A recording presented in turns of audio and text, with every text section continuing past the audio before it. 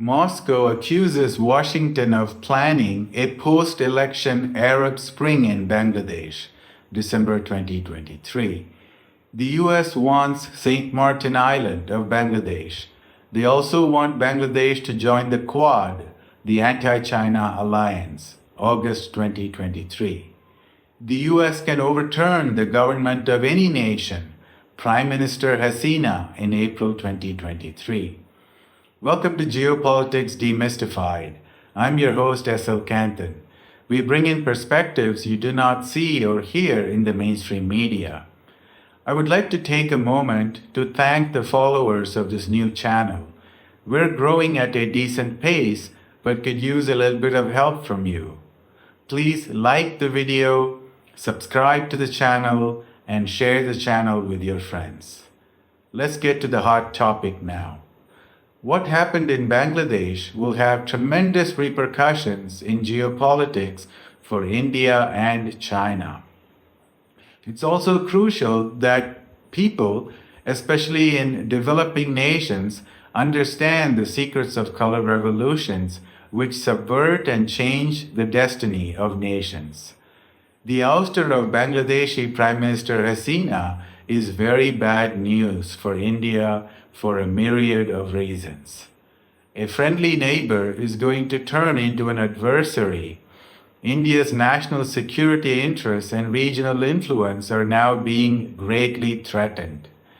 The Indian nationalists' dream of Akhand Bharat was just shattered.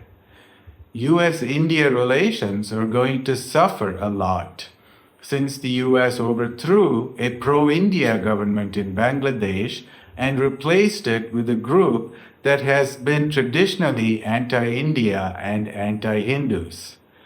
Plus, another key player in the new regime is Jamaat-e-Islami, which is considered as a terrorist group by India, Russia, and others. The US has sent a clear message to India. We are not true allies. Our interests are not fully aligned. As for the US empire, this coup is a huge victory since it can now project power in South Asia. More importantly, it can contain China's influence in Bangladesh as well as in the neighboring Myanmar. Remember that the US wants full spectrum dominance. And if you look at the world map, the one region where there are no US military bases is the Bay of Bengal. This region of South Asia used to be very poor, so the US ignored it for a long time. Now, there are three reasons why the US needs to gain a foothold here. 1. India is rising rapidly. It will surpass Japan and Germany in the next 5 years in terms of GDP. 2. China has been getting too influential here. 3. More importantly, China has been planning 2 escape routes for trade through Pakistan and Myanmar. These routes will be crucial if there is a US-China war and the US blocks the Malacca Strait through which much of Chinese exports and imports pass through. Ideally, the US would have liked to have new military bases in the Andaman-Nicobar Islands, which belong to India. However, since India refuses to allow foreign military bases on its soil, the US decided to go after the St. Martin Islands, which belong to Bangladesh. In the future, Bangladesh will likely get closer to Pakistan, and this is very significant. Bangladesh got its independence from Pakistan in 1971 with the help of India. Now that will be reversed to some extent. Then the two client states of the US can squeeze India from both sides. The US will be able to contain India in the future if Indians become too independent. Remember how just a month ago the US ambassador to India warned that India should not try to have strategic autonomy? Now the Americans are backing up their words with actions. Going back to the beginning of the podcast, the shocking quotes you heard revealed that anyone who can think clearly fully understood that Bangladesh was being targeted by the US for a regime change. However, most people on social media now, even smart people like George Galloway, do not realize what happened. This is because of the clever narrative, like oppressed people rose up in a revolution and overthrew a dictator. Who doesn't like such a heartwarming story? This is the Disney version of geopolitics for the masses. By the way, there's no country in the world where a bunch of students can simply riot and replace their leader. A regime change cannot be accomplished without the blessing of the police, military, and media at the highest levels. And that requires enormous sophistication and vast sums of money. As for the US spreading democracy in Bangladesh or anywhere else, take a listen to a former CIA agent. In the CIA, we didn't give a hoot about democracy. I mean, it was fine if a government was elected and would cooperate with us, but if it didn't, then democracy didn't mean a thing to us. And I don't think it means a thing today. So we will explain what color revolutions are, how they are carried out, by who, and the history of this sophisticated imperialist tool. And we will go into the details of the American coup in Bangladesh. First, US-led color revolution. What happened in Bangladesh followed the same playbook as we saw in the successful coups in Sri Lanka in 2022 and Ukraine in 2014. However, the first American color revolution was in 1953, and it happened in Iran. Here's what happened. Until 1951, the British owned the entire oil sector in Iran and kept most of the profits. Then Iran had a popular democratically elected leader, Mossadegh, who demanded a better deal from the Brits. When the Brits refused, Mossadegh nationalized the oil industry. Iran's oil belongs to Iranians, he claimed. That's when the British wanted to get rid of him. However, Britain was very weak at that time, having lost most of its colonies after World War II. Thus, it sought the help of the CIA, which said, "We will help you as long as you share the oil with US corporations after the coup." The British agreed. The main CIA guy in Tehran at that time was the grandson of Teddy Roosevelt, former US president. His plan was simple: bribe everyone. So he went around with suitcases full of dollars and literally bought the top military and police chiefs and even the clergies. Then he hired thousands of people to protest and riot. The mobs burned down several government buildings, and the pro-Shah police even joined the mob. Soon Mossadegh resigned. He was then arrested and sent to jail for a few years, and then placed in a house arrest for the rest of his life. The democratic leader of Iran was replaced by a dictator, the Shah, who was a puppet of the US. What happened in Bangladesh was almost an exact replica of this playbook in Iran. In fact, most color revolutions followed this formula. Take Ukraine, which experienced not one, but two color revolutions.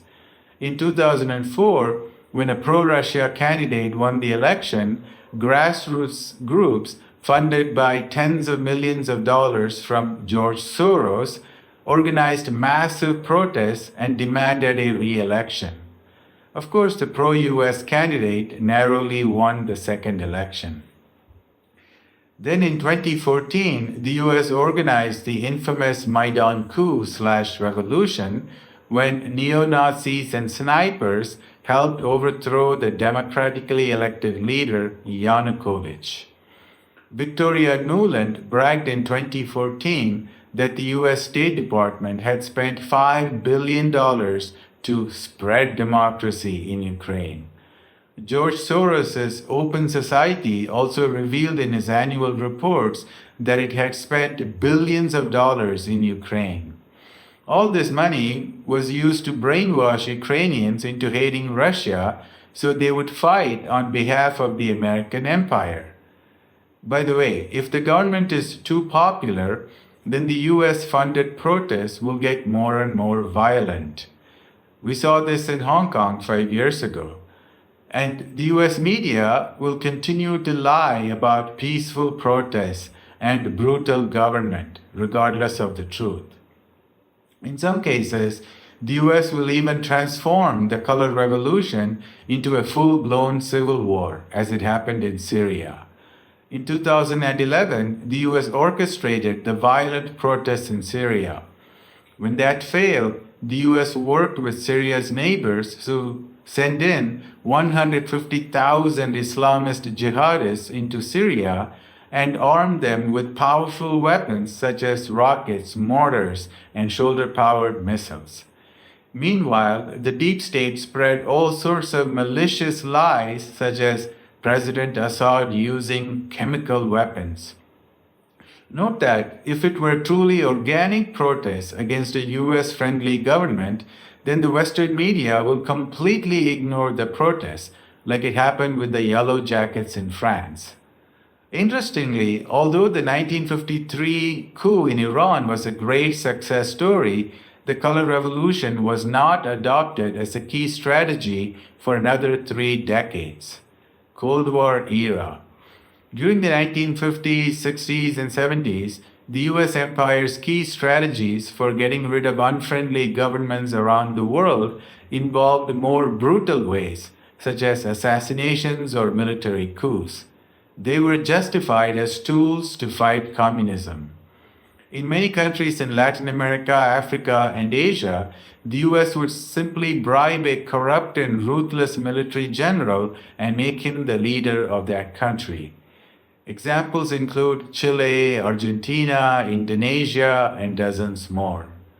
Sometimes, as in Panama, Ecuador, Congo, etc., the CIA simply assassinated the leaders.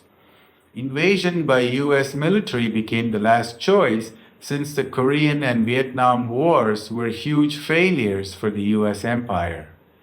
New strategy of color revolutions. In the mid-1980s, the US came up with a different strategy for regime change. This was to overthrow foreign governments while making it look like a popular uprising of the people rather than it being an American operation. This has been a very clever and successful strategy. While many of the projects are long-term and more sophisticated, as we will discuss soon, some of the projects are plainly about training young people on how to overthrow their own governments. Here is a BBC documentary from a decade ago on what the reporter describes as the School for Revolution. Listen to it. In the basement of this 4-star hotel, human rights activists come to what feels a bit like a school for revolution. This workshop, how to make sure your message, whether in Egypt, Ukraine, Hong Kong, China, North Korea, catches on. This may not evoke the spirit of the barricades, but the teaching here is to be successful, to topple a government for good. You have to be organised and to plan meticulously. And activists here have been involved in helping to organise the current protests in Hong Kong. Their plan to put thousands of people on the streets of the territory was in fact hatched nearly 2 years ago. And dialogue is still the only hope that we have.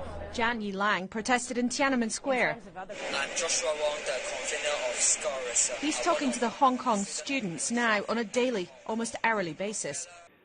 It started with the creation of the National Endowment of Democracy, or the NED, in 1983. Soon, the NED created other subsidiaries, such as the NDI and IRI. Now we have dozens of such alphabet soups, but they all have the same purpose.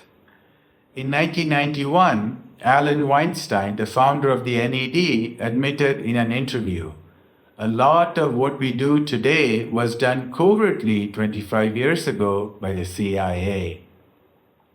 In 1993, billionaire George Soros joined the scam. Since that time, his group Open Society Foundations has spent $20 billion on civil societies. How does Soros benefit?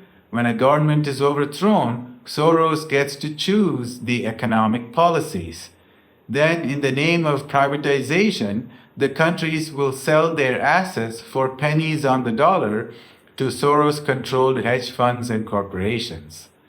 The modus operandi of all these groups is to fund the so-called NGOs all over the world. The term NGO stands for non-governmental organization, but they're all funded by American and European governments. How Orwellian. The NGOs sound very noble and philanthropic. They focus on democracy, freedom, justice, human rights, minorities, independent media, free market, etc. Here's an example of an NED project in Bangladesh. $900,000 for bolstering inclusive democratic engagement and networking. These NGOs and their projects are all about Western propaganda and fueling opposition to an existing government. You will not find many NGOs in countries that are friendly to the US.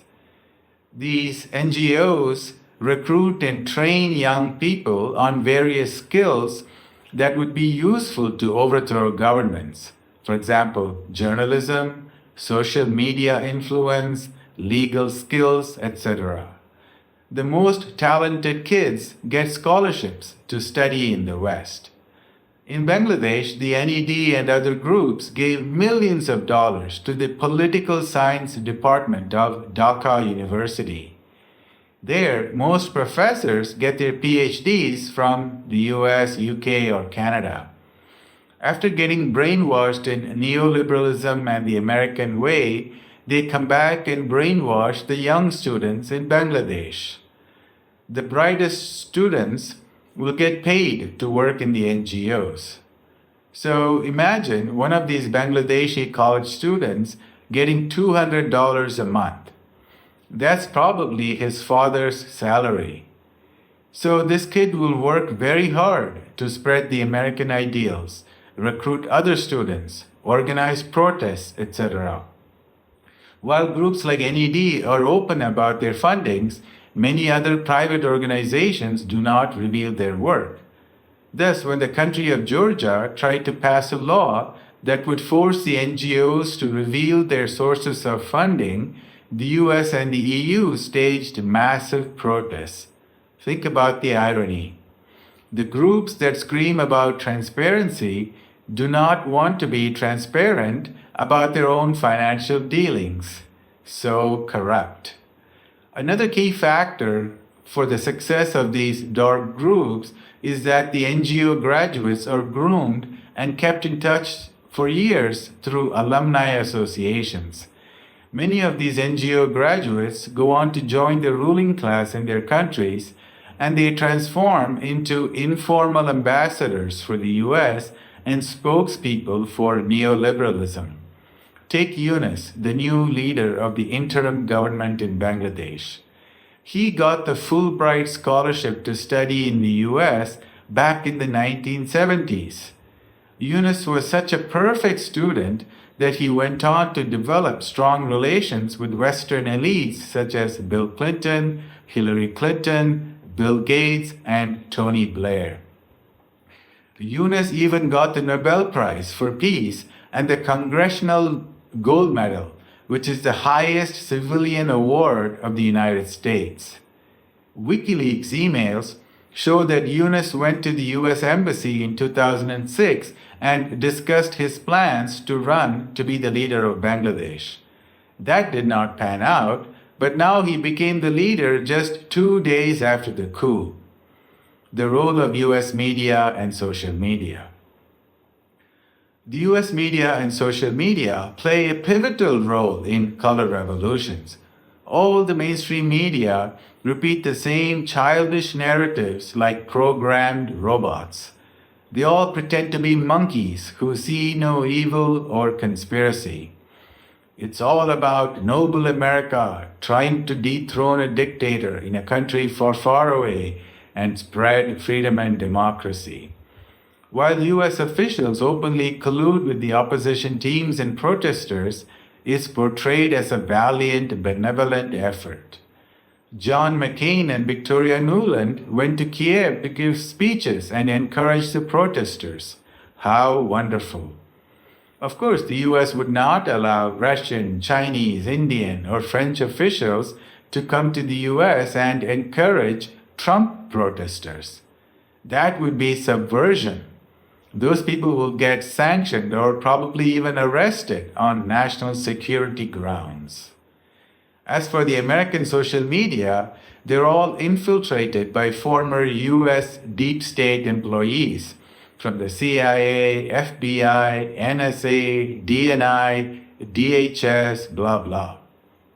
As Twitter files revealed, US government agencies had regular conference calls with Twitter about what to censor and who to censor. These agencies also have backdoors to Facebook, Instagram, etc., so the spooks can directly ban people without asking the social media company. Others, like Google, were born out of relations with CIA and NSA and thus need no coercion to manipulate information on search engines and YouTube. The social media play a crucial role in color revolutions by boosting the right message and the right people, while censoring or throttling down the people and messages who are against the regime change. Then there's Wikipedia, which pretends to be open source but tightly controls information on key geopolitical matters. Censorship is a multi-billion-dollar industry in the US. The powers that be spread misinformation and disinformation while banning truths. In summary, the thought police control the narratives and opinions of the people not only in the targeted country but all over the world. Conclusion: every person in a developing nation should be aware of how color revolutions work. Else, they will naively end up supporting regime change in their own country.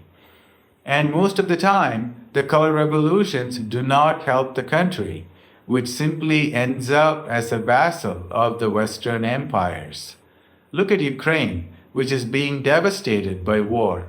The country has no future because it foolishly fell for the lies and deceptions of US-led color revolutions. Let's see if Bangladesh goes down a similar suicidal path thanks to the new puppet regime. The end, and bye for now.